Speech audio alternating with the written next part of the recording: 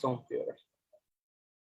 Sí, bueno, pues nada, nuevamente saludos a todos, gracias por conectarse. Yo realmente creo, no meramente por mis circunstancias muy particulares, yo realmente creo que estamos viviendo, esto es parte del futuro de la life of the mind, como diría Hannah Arendt, o de la vida y el intelecto de cara al futuro. O sea, yo creo que realmente con el abultamiento de la capa administrativa de las universidades y de las cargas impositivas que no tienen nada que ver con enseñar y dar clases en las universidades, poco a poco, pues ustedes lo saben, igual que yo, las universidades, yo creo que de cara al futuro, ¿no? En estos end times, no van a ser los espacios del más libre discurrir de la vida intelectual. Así que en ese sentido, yo estoy, te veo, Jesús. En ese sentido, a pesar de que yo estoy dando este seminario gratuito desde casa, por razones muy particulares, honestamente creo que desafortunadamente, de cara al futuro, esto va a ser algo parecido a los espacios más libres en los que se puedan discutir cosas intelectuales y ético-políticas serias. Jesús.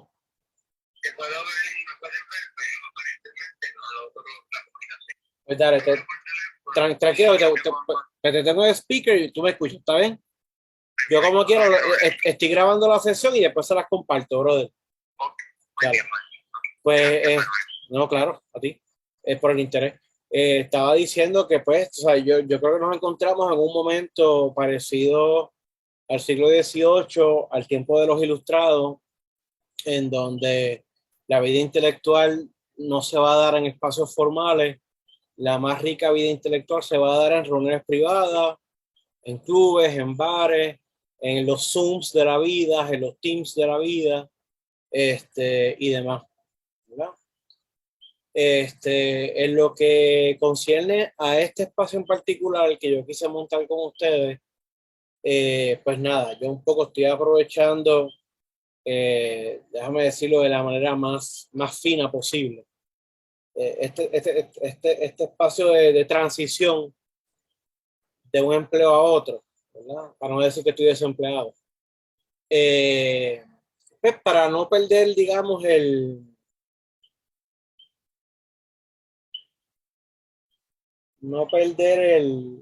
la costumbre de o dar clases o de compartir y conversar sobre conocimiento y temas de interés. Pues obviamente opté por empezar, ¿verdad? Yo en el 2006, yo inscribí, muy a pesar, después me enteré, muy a pesar del mal humor de Héctor Luis Acevedo, yo inscribí en el 2005-2006 algo que se llamó el Centro para el Estudio de la Democracia, que es un proyecto que siempre ha estado en ciernes. Yo pago todos los años los honorarios como empresa sin fines de lucro en Hacienda y todo lo demás. Y siempre había sido como esta idea que yo quería hacer realidad, sea de manera independiente o ubicada en alguna institución, ¿no? Que nos albergara. Digamos que cuando yo me junté con Jaime en el proyecto de Jaime Parch, quiero decir, en el proyecto de la Piñero, parte de lo que yo quería que fuera ese centro para el estudio de la democracia, pues parte lo realicé pues dentro del contexto de lo que fue el mejor momento de la biblioteca y centro de investigación social Jesús de Piñero, en aquel entonces de la Universidad del Este. Y pues nada, las condiciones actuales pues me obligan a un poco pues revivir ese proyecto mío, y ver cuánta atracción pues toma. Y en el peor de las circunstancias realmente lo uso como una excusa o como una sede, como un, ¿verdad? Un espacio para yo pues tener seminarios y dar clases y dar charlas y lo que sea. Bueno, nada. Este primer seminario que estoy ofreciendo, ¿verdad? Por ahí vienen dos producciones, dos publicaciones de libros pronto, también bajo el mismo centro.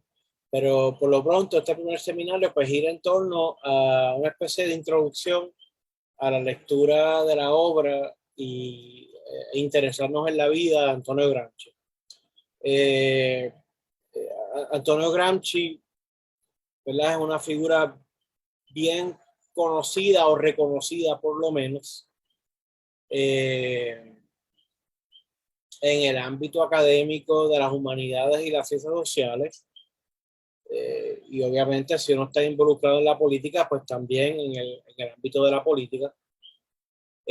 Porque es, digamos, yo uso la expresión a propósito, en Italia por mucho tiempo se le llamaba a Gramsci como una especie de santo patrón del comunismo de la izquierda en Italia, ¿no? Es una figura bien reconocida, es ciertamente la figura más reconocida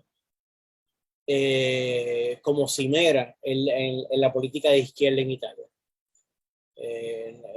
Fue uno de los fundadores o cofundadores del Partido Comunista de Italia, fue militante previo a eso del Partido Socialista Italiano. Digamos que inspiró,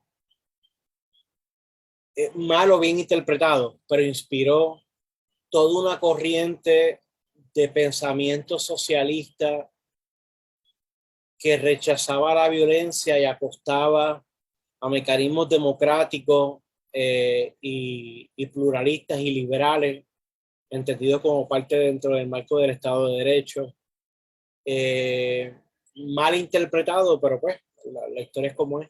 Mal interpretado, fue una de las figuras cimeras de lo que se conoció desde principios durante los 70 del siglo pasado como una de las figuras cimeras e inspiradoras del eurocomunismo, ¿no?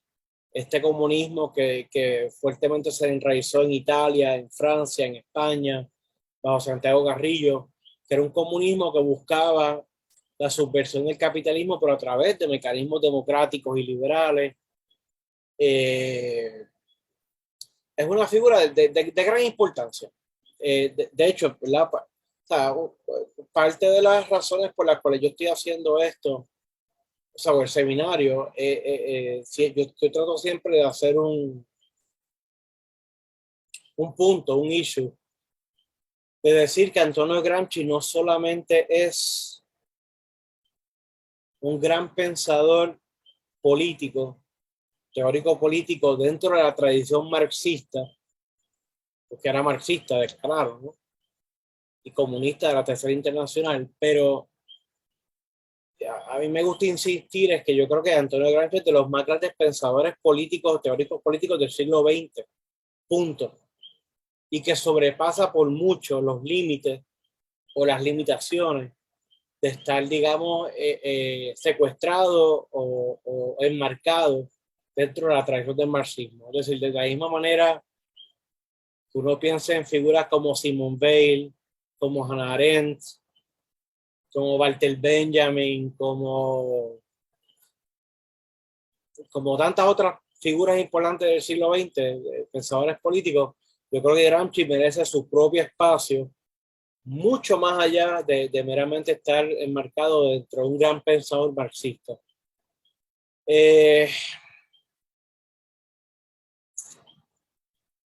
Gramsci, como Arendt, como Simone Weil, como Walter Benjamin, como Bertolt Brecht, como tantos otros pensadores de esa primera mitad del siglo XX, vivió bajo la sombra de un contexto histórico terrible, ¿verdad?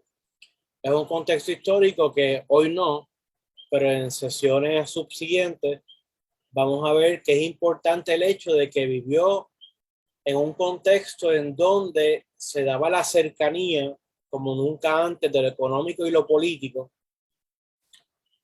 de distintas maneras. Por un lado, la cercanía de lo político y lo económico a través del corporativismo y la cooptación del nazifascismo, el régimen nazi, el fascismo italiano, el franquismo español, pero por otro lado la cercanía de lo político y lo económico bajo el comunismo realmente existente en la Unión Soviética, como por otro lado la experiencia, digamos, se puede trazar hasta la Alemania del último tercio del siglo XIX, pero digamos que más cercano acá, pues a partir de la década de los 30 del siglo XX, la experiencia del nuevo trato y Roosevelt, ¿no? Entre la política, el Estado y la economía, ¿no? Que, que, que ayudan a enmarcar un poco las reflexiones, no solamente de Gramsci, pero de Gramsci. Un poco adelantando la cuestión de que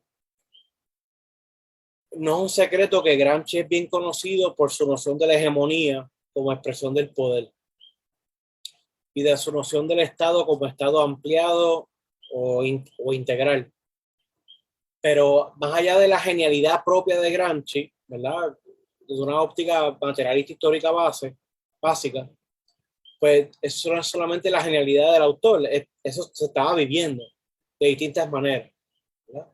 Y Gramsci fue un autor que se formó, que se gestó, que funcionó, que militó dentro de ese contexto, ¿verdad? Arendt no tuvo la mala fortuna que tuvo Gramsci, pero Gramsci, pues, ¿verdad? Pues murió en una clínica carcelaria, la clínica carcelaria Cusisana en Roma, a finales de abril de 1933, dentro del contexto del fascismo italiano. 3 años después estaba muriendo tratando se suicida, porque se encontraba sin salida, tratando de lograr el exilio. Walter Benjamin escapando de las fuerzas nazifascistas. O sea, es un gran pensador que se hizo dentro de los peores contextos políticos, económicos y éticos imaginables, ¿no? Ahora bien, Gramsci nace en el 1891, o sea, perdón, ¿qué voy a hacer hoy? Hoy yo voy básicamente a dar un perfil breve, biográfico y bibliográfico de Gramsci, un chispito de datos, ¿verdad? Personales, particulares, un poco del contexto.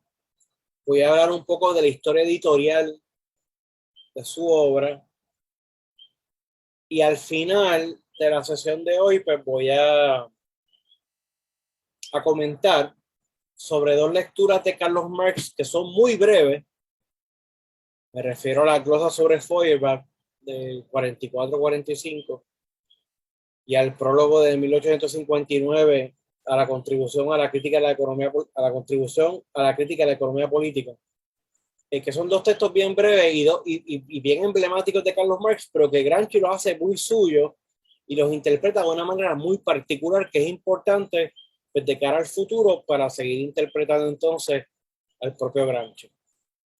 Entonces,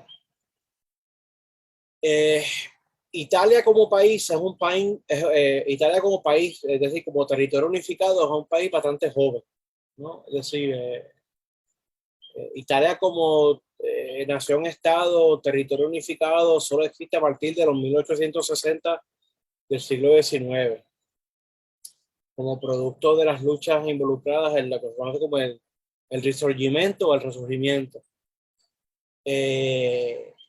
Y Gramsci nace en 1891 en parte de las zonas más retrasadas económicamente hablando de Italia, ¿verdad? Italia es esa bota, ¿no? Esa península con 2 o 3 islas aledañas. Pues una de esas islas sureñas o de la Italia meridional es Cerdeña. El Gramsci nace en Cerdeña. Nace dentro del contexto de un núcleo familiar bien modesto. Su padre fue funcionario gubernamental, fue arrestado por casos de corrupción. Gramsci tuvo que atrasar gran parte de sus estudios iniciales para poder trabajar y ayudar a la manutención económica de la casa. Sufre un accidente una caída por parte de una niñera que se combinó luego con una condición congénita que hizo pues, que tuviera problemas físicos el resto de su vida, ¿no?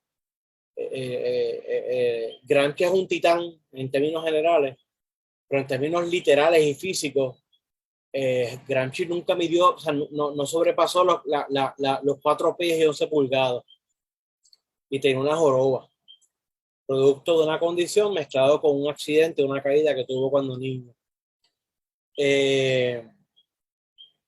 Gramsci logra eventualmente, ¿verdad?, graduarse de la escuela en Cerdeña, obtiene eh, una muy modesta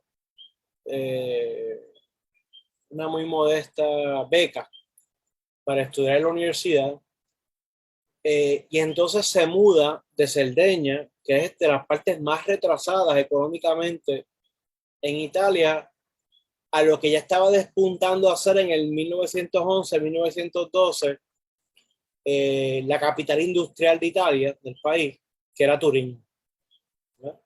Una ciudad bastante vecina de Milán, ciudad que fue la cuna de las industrias automotriles, Lancia, Fiat y otras. Y en ese contexto, pues Gramsci, digamos que ya tenía una simpatía progresista.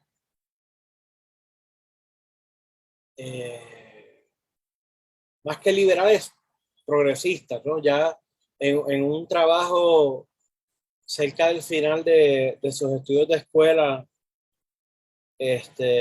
Gramsci ya estaba, aunque muy crudamente, ¿no? Y sin mucho rigor, ya estaba citando, digamos, a Carlos Marx, y estaba ya hablando en lenguaje de opresores y oprimidos. Pero realmente la maduración política e intelectual ya, digamos, en camino a una formación probablemente marxista, pues se da en Turín. O sea, él recibía cierta literatura revolucionaria del hermano mayor, Genaro y todo lo demás, pero era un socialismo primero bien isleño, es decir, los sardos, es decir, la gente de Cerdeña resentía mucho la explotación que sentían del resto del país. Y por lo tanto, Cerdeña se daba a la misma vez movimientos que eran progresistas en términos de izquierda y derecha, pero también se daban movimientos que eran simpáticos con la idea de que Cerdeña se independizara del resto de Italia, ¿no?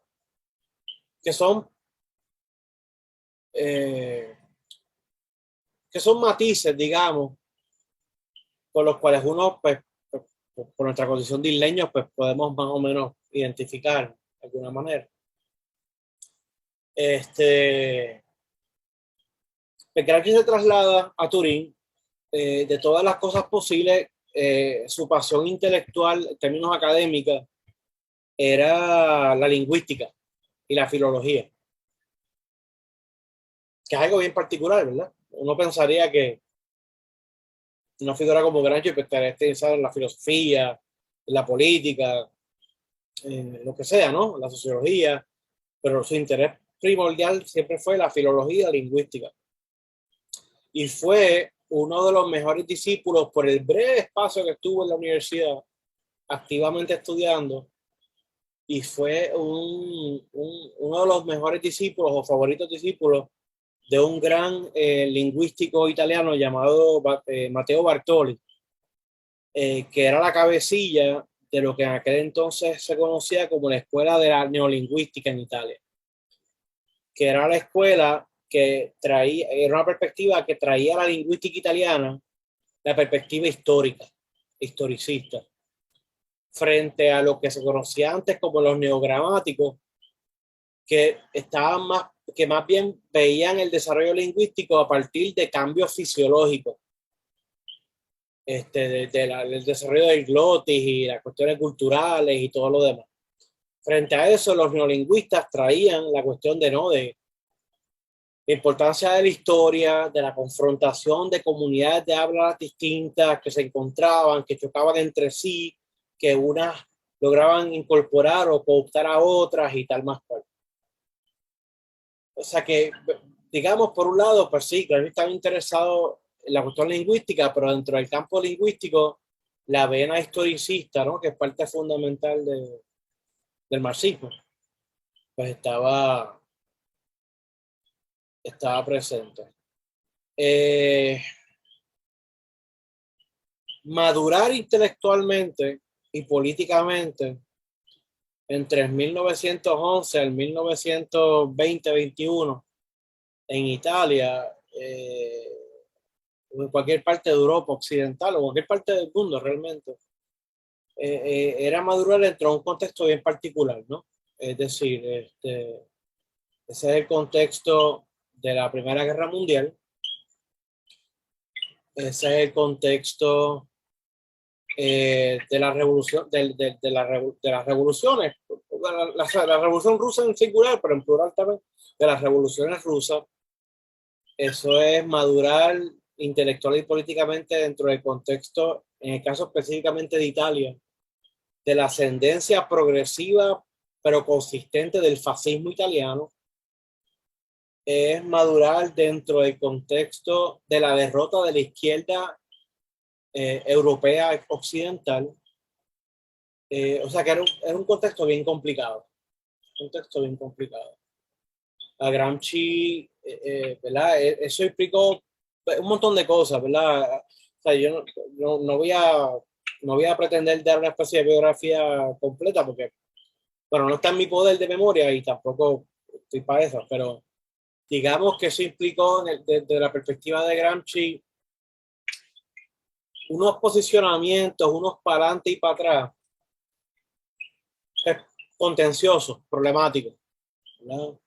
Por ejemplo, un joven Gramsci en el 1914 y 1915, comenzando la Primera Guerra Mundial, en vez de tener la postura que tuvo el Partido Socialista Italiano, que fue el único uno de dos partidos socialistas de Europa Occidental que mantuvieron una posición de pacifismo absoluto y de no intervención en la Primera Guerra Mundial, mientras que todos los demás se mandaron con la vuelta del patriotismo y la retórica esta nacionalista. El Partido Socialista Italiano tiene el mérito de haberse mantenido sólido en su neutralidad y no caer en las trampas del nacionalismo. Pero Gramsci, un joven Gramsci, escribe un artículo que se llamó algo así como neutralidad operativa e impactante, algo así, no estoy parafraseando.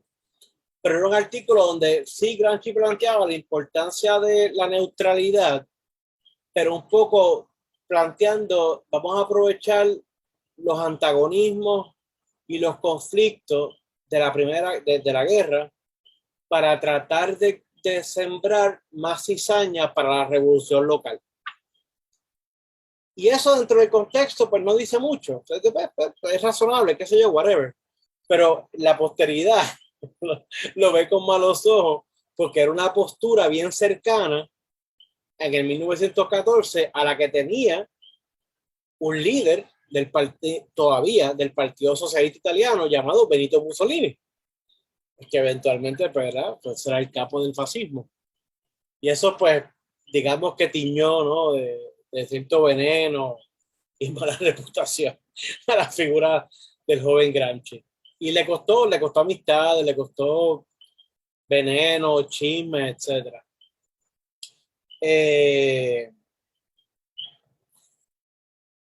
En enero 21, el 21 de enero de 1921, el Partido Socialista Italiano estaba ya fuertemente dividido en tres ramas, ¿no? Y ante la renuencia del Partido Socialista de acogerse a las 21 o 22 condiciones, requisitos que planteaba la tercera internacional o el Comité, la Internacional Comunista, para ser parte de la institución, la ala de izquierda del Partido Socialista se desprende, se divide, y ahí por default está Gramsci. Y el 21 de enero del 1921 ayuda a fundar el Partido Comunista en la ciudad de Livorno. Es una fundación que es agridulce porque, vamos, esto es en 1921.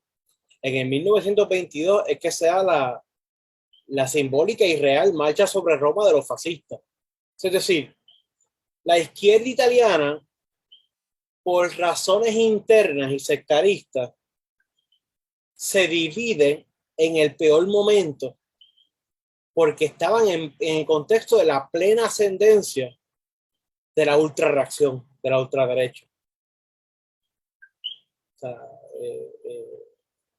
violenta y liberal, que atropella, asesina, etc. Pero pues, se da eso.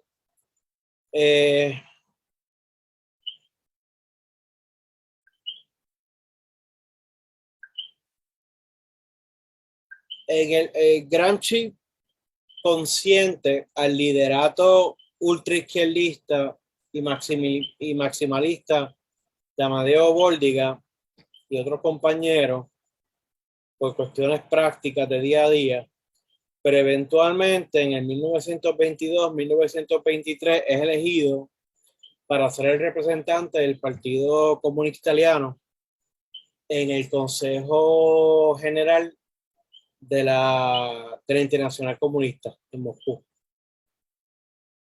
Experiencia que le sirve primero para ir viendo más de cerca los procesos internos que ya se estaban dando claramente dentro del Partido Comunista Ruso. Y vamos a atender una carta, no hoy, pero vamos a atender una carta donde Gramsci bien temprano un poco presagia esa división que se va a dar entre Stalin y otros en contra de Trotsky, Zinoviev, Bukharin y demás, y critica abiertamente las formas y maneras de cómo bregaba el liderato comunista soviético en contra de la disidencia del partido. También es una experiencia donde le sirve para, ahí conoce a la que será su esposa, Julia Schatz. Se van a casar, van a tener 2 hijos. El segundo de ellos, Gramsci nunca lo va a poder ver en persona, por razones que voy a comentar ya mismo, porque a Gramsci lo arrestan a finales del 26. Y para todos los efectos, un poco los rusos encomiendan, le dan el respaldo a Gramsci para que Gramsci se convierta en el nuevo líder de facto y en el próximo secretario general del Partido Comunista de Italia. Que eso implicaba, en términos concretos, estratégicos y tácticos, el asumir una posición, o sea, porque los rusos llevaban desde el 18, el 19, por la postura de apoyar los frentes populares, es decir, frentes multiclasistas que fueran contrarios a la ultraderecha y a las fuerzas del fascismo. Pero en Italia, por las dinámicas internas, la ultraizquierda se había luchado en contra de esos sectores progresistas más en el medio que apoyaban esas posturas. El punto es que nada, un poco Gramsci se convierte en el candidato idóneo para los soviéticos en hacerse de la dirección del Partido Comunista Italiano. Cosa que hace en efecto a partir del 24, 25, 26. 24, 25.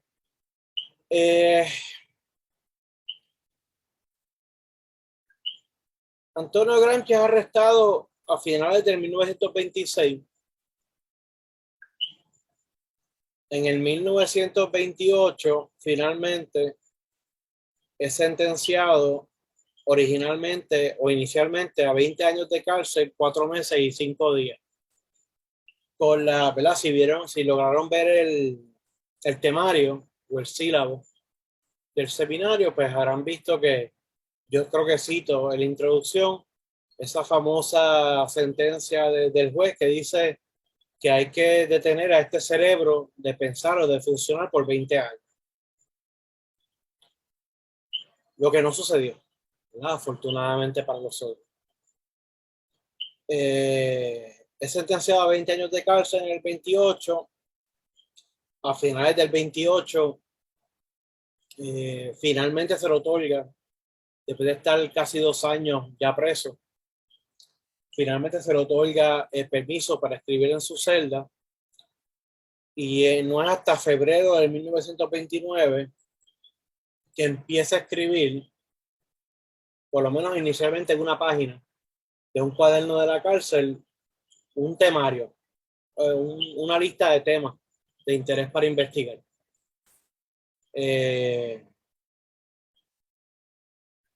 eso eventualmente va a redundar en, obviamente, pues los conocidos, o sea, su obra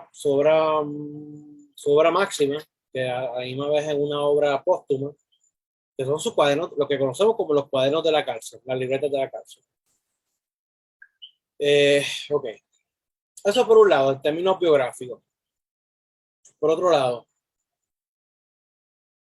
ok, la obra de Gramsci es trágica de distintas maneras, ¿no? Es trágica por cómo se gesta,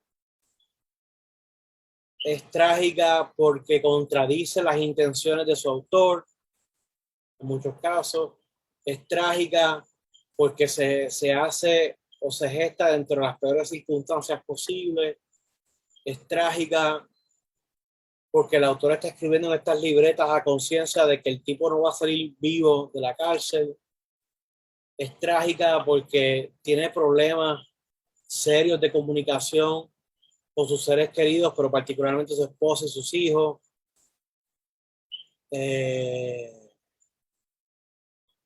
Y es trágica porque es una obra que tenemos y que si uno lee los comentarios de Gramsci en los mismos cuadernos de la cárcel o en algunas cartas carcelarias, el mismo Gramsci no hubiese estado dispuesto a aprobar la publicación de lo que es su obra maestra, porque él entendía que no contaba con los rigores, con los cuidados, con la curaduría adecuada a un trabajo académico o intelectual serio, ¿no? Pero pues existe, afortunadamente, ¿no? Lo sobrevive. Estamos hablando de que Gramsci muere a finales de abril del 1937. Su cuñada, Tatiana Schott, logra esconder en su bolso las 34 libretas que él conservaba en su habitación de la clínica carcelaria, las lleva a una bóveda en un pequeño banco que era simpatizante del Partido Comunista, y eventualmente pueden lograr sacarlas a Moscú, en donde van a ser redescubiertas con el fin de la Segunda Guerra Mundial. Y eventualmente tendremos lo que serán los cuadernos de la cárcel de Antonio Gramsci. Esa obra, entre el 1946, 1947, en 1951, salió una primera edición temática en donde el que fue el sucesor natural de Gramsci como líder del Partido Comunista Italiano, Palmiro Togliatti, de la mano con Felice Platone, decidieron, en mi juicio correctamente, sacar una primera edición más apta para un público general. Es decir, en vez de sacar los cuadernos de la cárcel de manera cronológica, con todos los borradores, las tachaduras, las revisiones, lo que hicieron fue coger selecciones a través de una organización temática y publicar las versiones más revisadas de esa selección. Y así usted tiene los primeros volúmenes, ¿cuáles son? Son el materialismo, están organizados de la siguiente manera: el materialismo histórico y la filosofía de Benedetto Croce. El segundo tomo fue el Risorgimento, o el Resurgimiento. El tercer volumen fue literatura y vida nacional.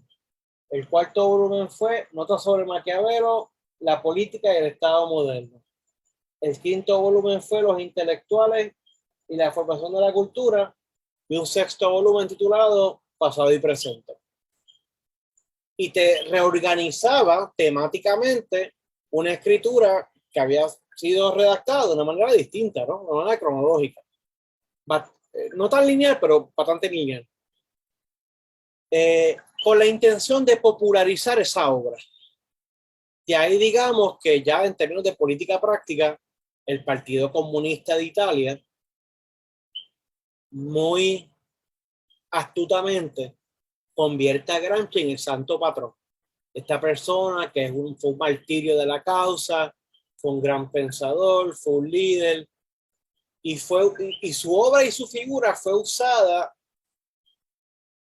para construir un partido comunista en Italia eventualmente, que apostaba a una transformación radical de la sociedad, no a través de un choque frontal o una revolución violenta, sino a través de la vía parlamentaria, democrática liberal, democrática y todo lo demás. Y ahí, digamos, cierta popularidad de Italia. O sea, no podemos olvidar lo siguiente, o sea, cuando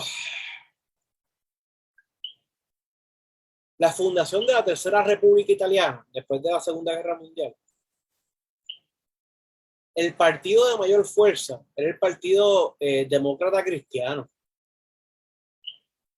Pero el segundo partido con mayor fuerza electoral, estamos hablando que tenía cerca del 46-47% del respaldo, era el Partido Comunista. O sea, cuando usted ve al día de hoy, si usted se mete en Google, busque en cualquier idioma la Constitución de la República Italiana al día de hoy, y esa Constitución comienza de una manera hermosa y comienza diciendo: la República Italiana se funda o se fundamenta sobre el trabajo.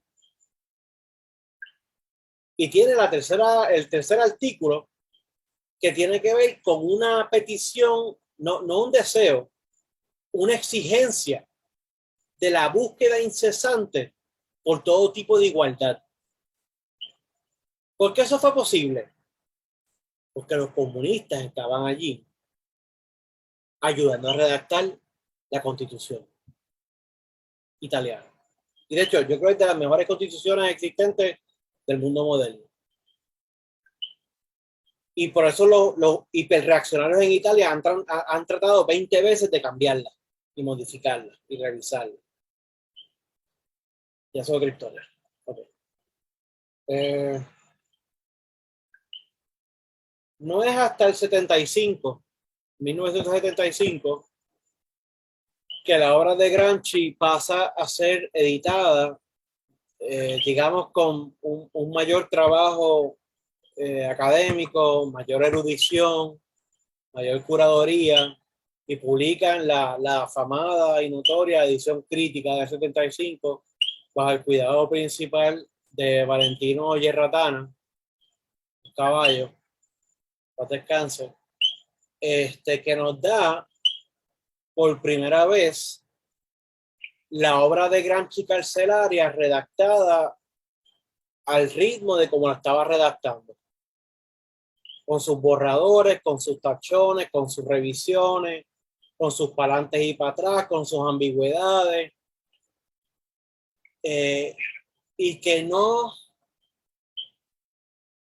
uno no desmerece la edición original temática, sino que enriquece realmente la experiencia y brinda mayores elementos de la importancia de las contribuciones de Gramsci. Por ejemplo, en esta edición crítica, tú puedes ver pincelazos de cómo Gramsci, de una manera más o menos velada, le estaba tirando, estaba criticando a la política de ya en ese entonces la Unión Soviética estalinista. Y pienso específicamente en notas que vamos a cubrir eventualmente, en las notas donde él habla de la llamada estatulatría. En donde se refleja en sus cartas cuando en el 1929, cuando en el sexto congreso de la Internacional Comunista, la Unión Soviética, por conveniencia propia, adopta la estrategia del socialfascismo, que era promoviendo de todos los partidos comunistas el que rechazaran cualquier alianza con otras fuerzas progresistas antifascistas como los socialdemócratas, que era estrictamente para favorecer la política particular, nacional, local de la Unión Soviética. Cuando Gramsci demuestra su adversión a esa política y los camaradas italianos arrestados junto a él le dieron de codo por irse en contra de la línea de la Unión Soviética. O sea que tú ves un Gramsci mucho más rico, mucho más democrático, mucho más heterodoxo, mucho más crítico, que no se permitía ver tanto por las ediciones originales tanto de sus cartas como de los cuadernos de la cárcel. Okay.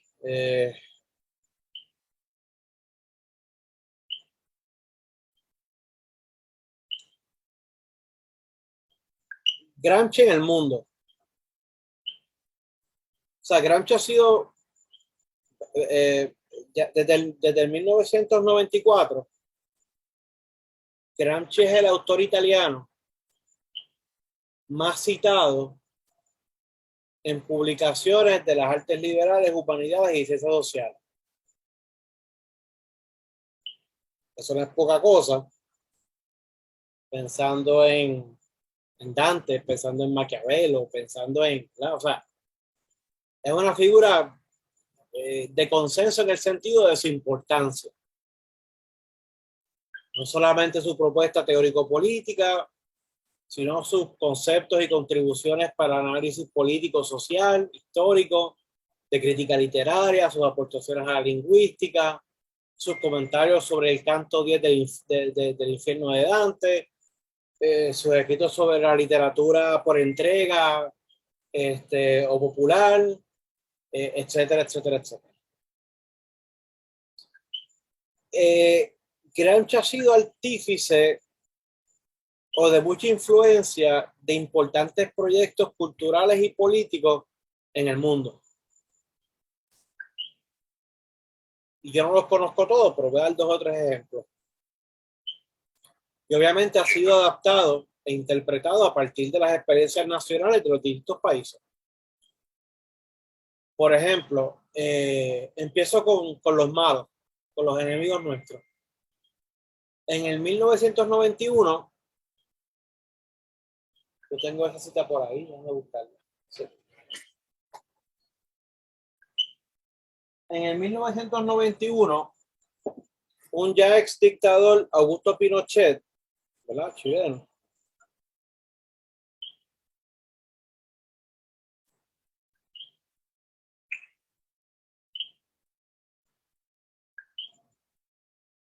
Disculpen.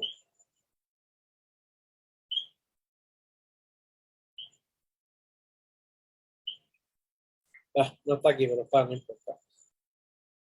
En el 1991, Augusto Pinochet, ya ex dictador en ese momento, le preguntan, ¿verdad? A raíz del fin de la experiencia de la Unión Soviética, la caída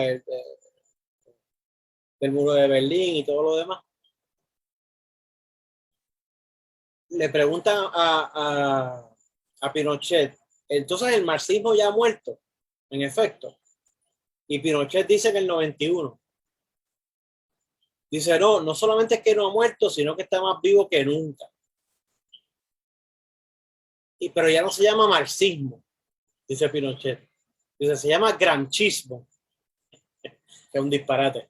Pero lo que dice a continuación demuestra ignorancia sobre Gramsci, pero demuestra que algo sabe. Dice, porque el gramscismo es más peligroso que el marxismo clásico, porque se introduce a través de los profesores, maestros intelectuales y se pasa a los estudiantes, creando así una cultura desde temprano de resistencia y revolucionaria y bla, bla, bla. ¿Que eso realmente es una mala interpretación de Gramsci? Sí.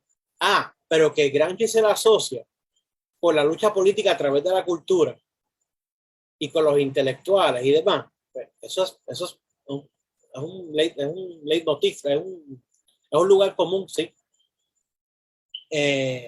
Por otro lado, a mí a veces, medio jodiendo, medio coqueteando y jugando a la gente, me da con decir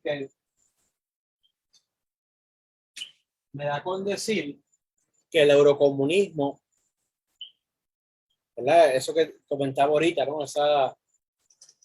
Esa política disque revolucionaria del Partido Comunista Italiano, francés, español, en los 70, que era que buscar la revolución por través de la vía parlamentaria y democrática y guerrero. A mí a veces en clases de años pasados, yo por fastidiar me daba la gana de decir que el eurocomunismo se llama eurocomunismo,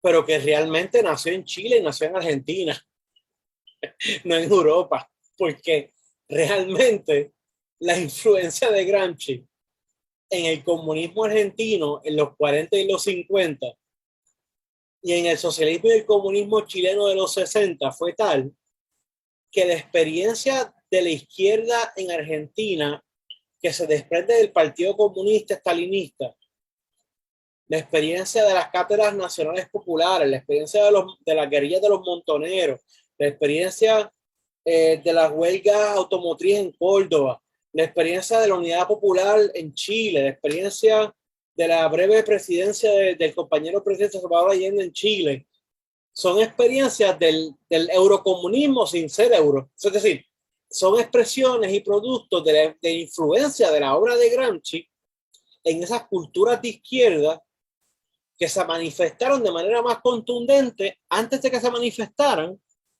en Europa Occidental.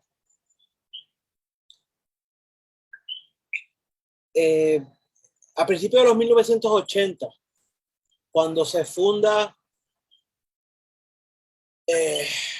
después de las experiencias de la dictadura del valguismo y compañía, cuando se funda en Brasil el Partido de los Trabajadores, que obviamente hoy día no es lo que fue en su momento, pero esa noción del Partido de los Trabajadores como un partido sombrilla de grupos diversos que más bien pretenden ayudar a adelantar y gestar agendas de la sociedad civil, eso explícitamente es por influencia de Antonio Gramsci.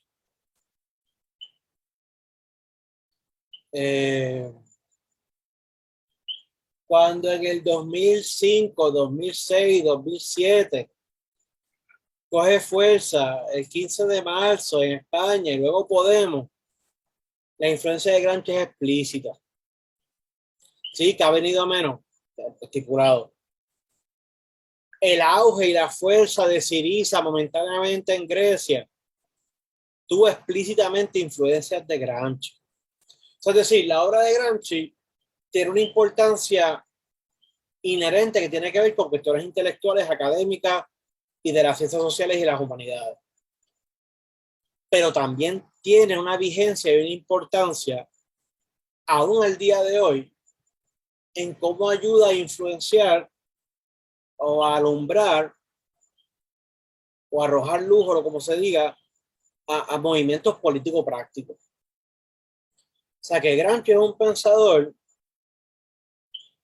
que para mí es importante no solamente porque yo lo hice tema de mi tesis doctoral y que llevo leyendo desde 1997. O sea, es un pensador que objetivamente es importante en la historia mundial actual.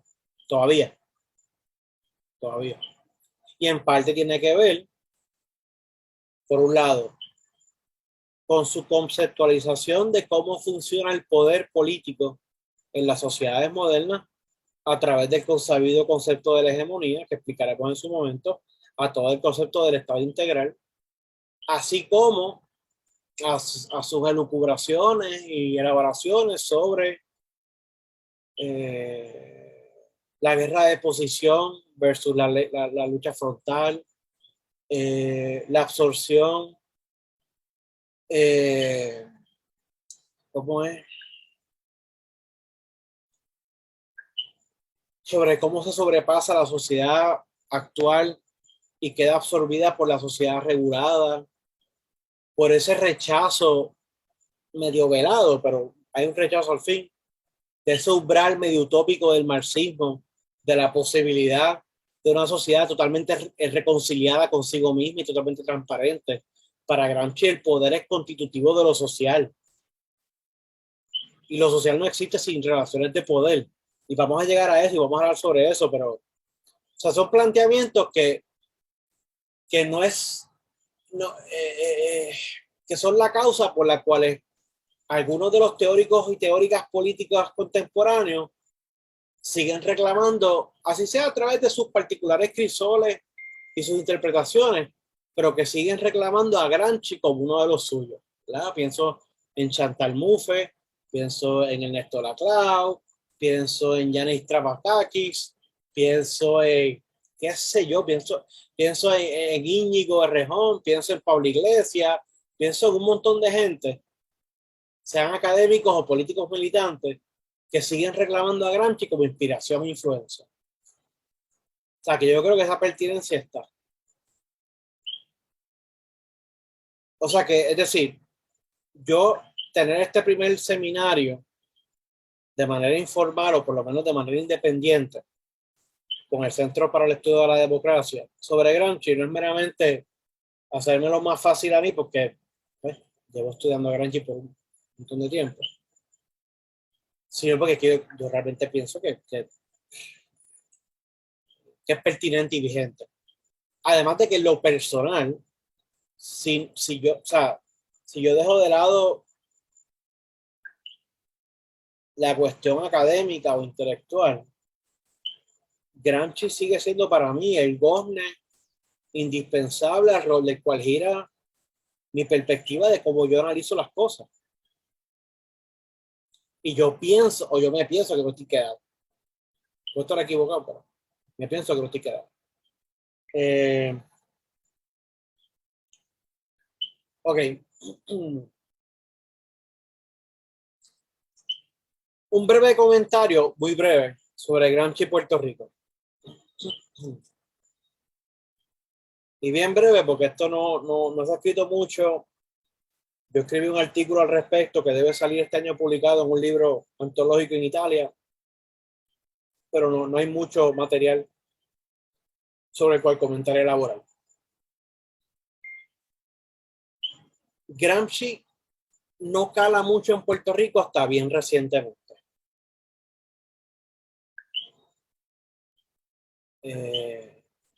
Aunque pudo haber calado mucho más temprano de lo que caló, porque por ejemplo, a la altura del 1972, 1973, 1974, es decir, bajo la influencia de la experiencia de Salvador Allende en Chile y el intento de la revolución socialista a través de las vías democráticas, por lo que le llamó a un discurso famoso la vía chilena al socialismo, Salvador Allende. Bajo este contexto, Rubén Berrío Martínez sacó a principios de los 70 panfletito, es un librito que tiene como 90 páginas, qué sé yo.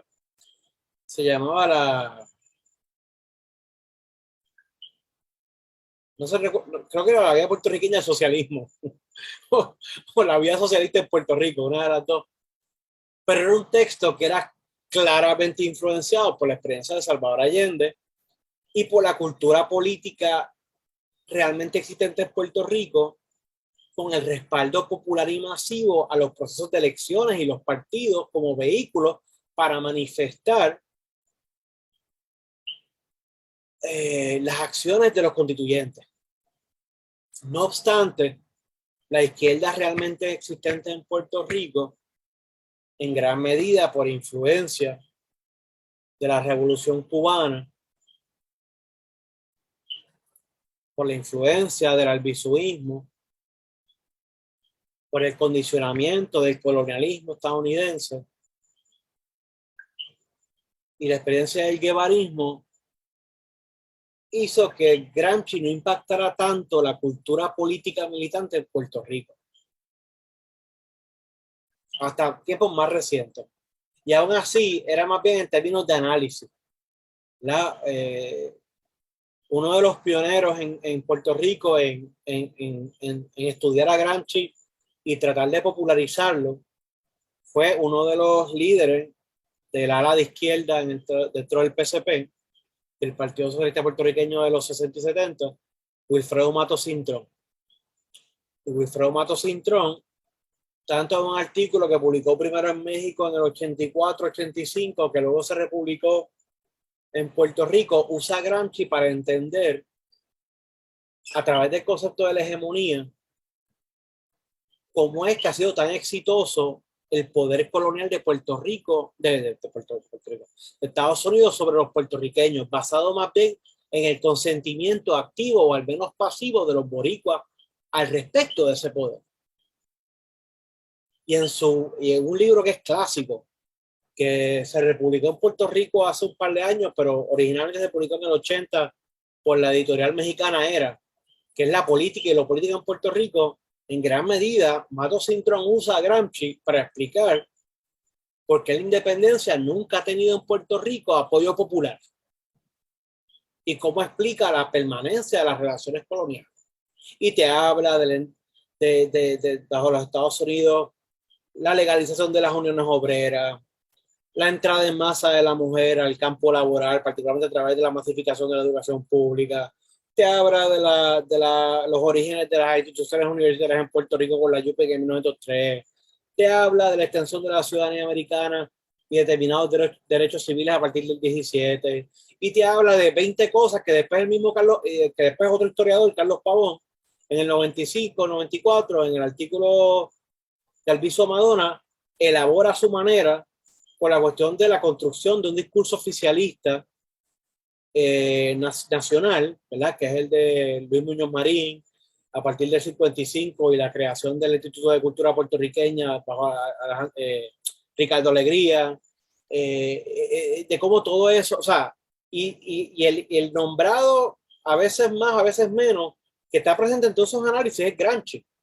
Pero la política como tal militante de izquierda en Puerto Rico nunca había sido, o nunca ha sido hasta el momento, creo yo, un referente fuerte, pero tiene que ver con la influencia pues, de las culturas y de las experiencias de liberación nacional de América Latina. La influencia cubana es brutal, ¿no? Es brutal. Y pues el peso de la experiencia independiente en Puerto Rico, pero particularmente la albizubista, que siempre fueron más bien luchas jacobinas, ¿no? De clubes revolucionarios, de vanguardia. Nunca se vieron tanto como luchas amplias, populares, más, pues, no sé. Así que Gramsci en Puerto Rico entró tarde, bien tarde, comparado con el resto de América Latina. Y ciertamente comparado con Chile, comparado con Argentina, comparado con Uruguay, comparado con México, comparado con Colombia, comparado con Venezuela, comparado con Estados Unidos, entre otras cosas.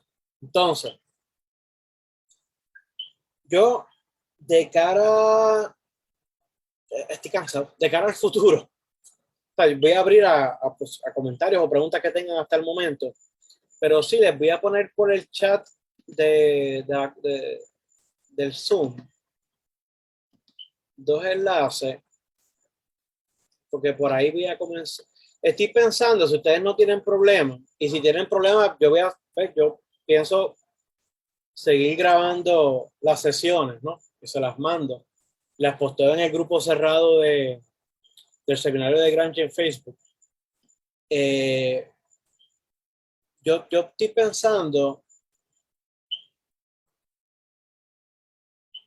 Sixto, te lo voy a poner ahora. El libro se llama La política y lo político en Puerto Rico.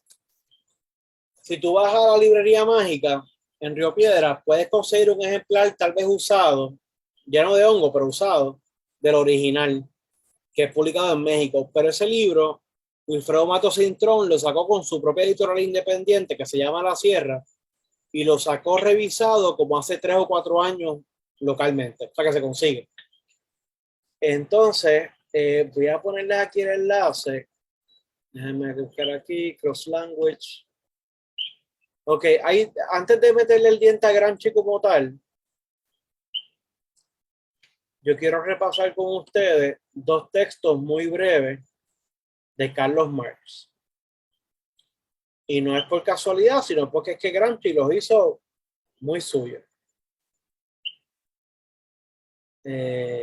Y son 2 textos que a veces se ningunean o se caricaturizan, pero creo yo que son mal leídos, mal interpretados. Archivos Marx Engels. Ok. El primero de ellos que les voy a poner aquí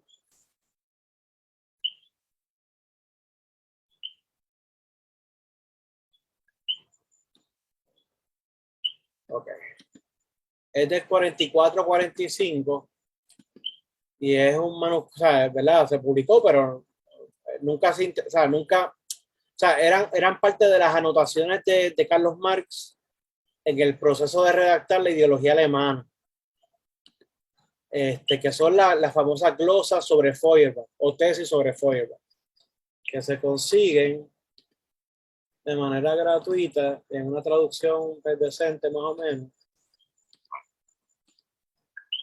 Aquí. Copy.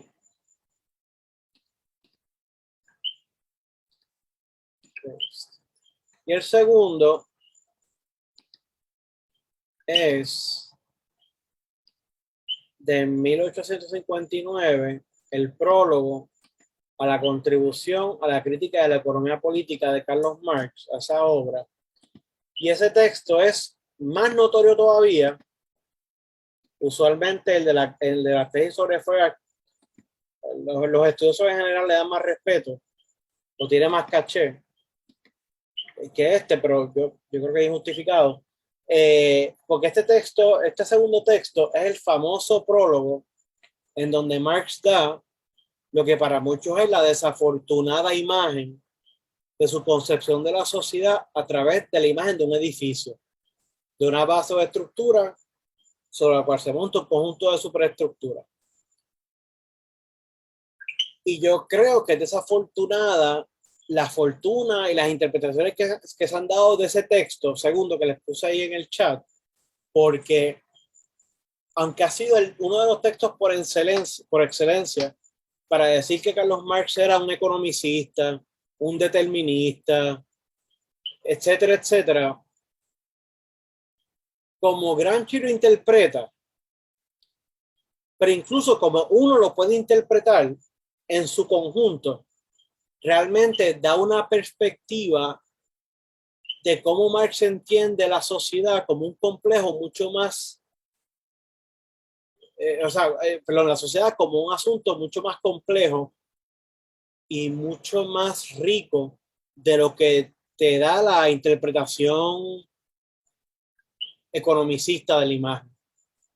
Pero nada, eso tengo que demostrarlo yo con ustedes aquí en la reunión. O sea que o sea, durante la semana lo que voy a hacer es, o sea, les mandé esos 2 enlaces, yo les voy a mandar, así sea escaneado o así sea por enlace, la lectura de 2 o 3 textos del joven Gramsci, previo a estar encarcelado, el Gramsci militante, el Gramsci idealista en términos filosóficos y demás, para entonces el martes que viene, en vez de esperar 2 semanas,